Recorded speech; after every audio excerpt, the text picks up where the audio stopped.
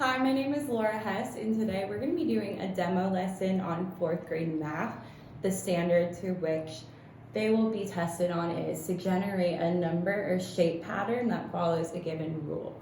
I will always remind my students before we begin of the goal of the lesson, that way they know if they have met mastery or not. So I would tell students to get out their math notebook first, and in their math notebook to write the number 1 and then 5 blanks after it. After they've done that, I would explain that each blank stands for a term.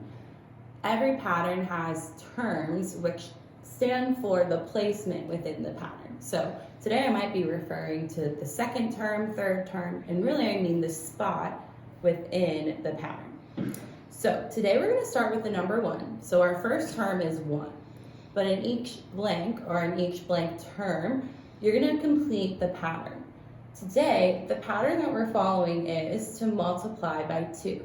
So, in order to complete this pattern, you have to multiply each term by 2. So, I'm going to do the first one with you. And as we said before, the first term is 1. So that means the second term has to be 2.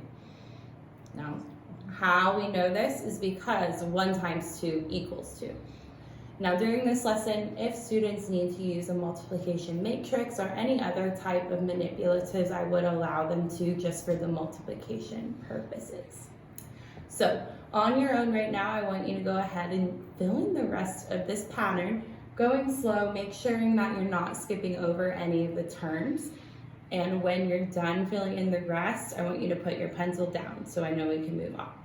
So during this time, I'd be walking around monitoring, looking at their work, questioning how they got the term that they did before we started wrapping up together. So now that you guys have had some time to do this on your own, let's go over term by term what we should have come up with. So the third term should have been 4. Why? Because if we're following that pattern rule, 2 times 2 equals 4. Okay, next term, same thing, we're still multiplying by 2, still multiplying the term before by 2.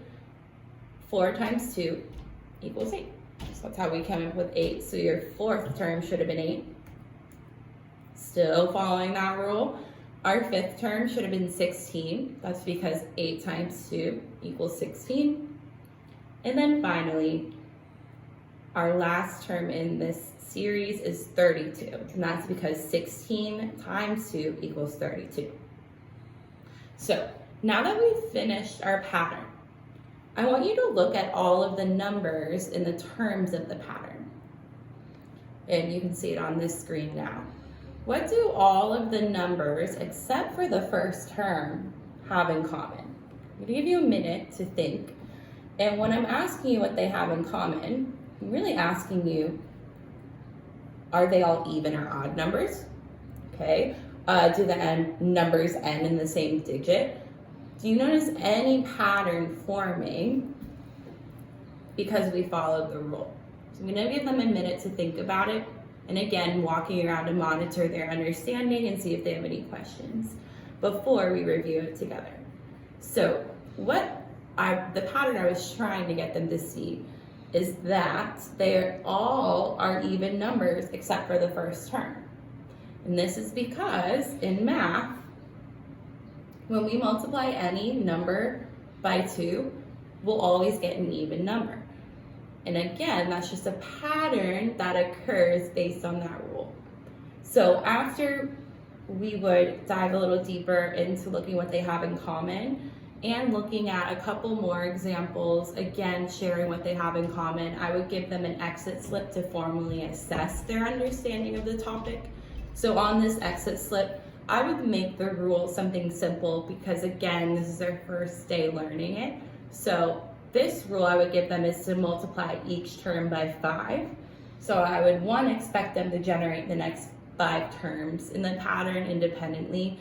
And then also I would have them write a sentence explaining what the terms have in common. So some things I'd be looking for there are that all of the terms are divisible by 5, maybe all the terms are even, or half of them are even, half of them are odd, or sorry, all the terms are odd.